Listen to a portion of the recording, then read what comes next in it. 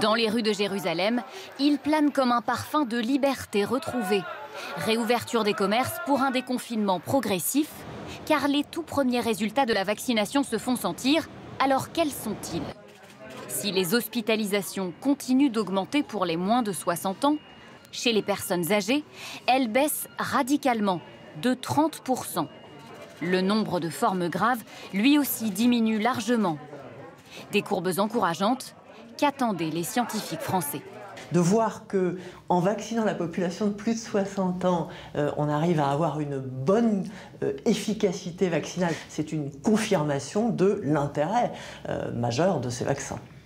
Une efficacité vaccinale, mais à partir de quand précisément commence l'immunité? Les données israéliennes sont formelles. Une seule dose du vaccin Pfizer-BioNTech ne suffit pas. 42% des malades de plus de 60 ans ont été contaminés alors qu'ils avaient déjà reçu une injection. L'immunité ne commence que le 14e jour et elle n'est optimale qu'une semaine après la seconde dose. À ce moment-là, le vaccin protège à plus de 90%.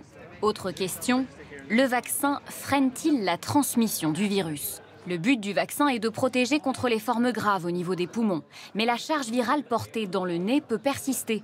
Ce ne serait pas le cas avec le vaccin Pfizer-BioNTech selon une étude publiée aujourd'hui. Il serait très possible que le vaccin aide à diminuer le portage viral et donc moins de virus par personne, moins de transmission. Mais c'est encore préliminaire.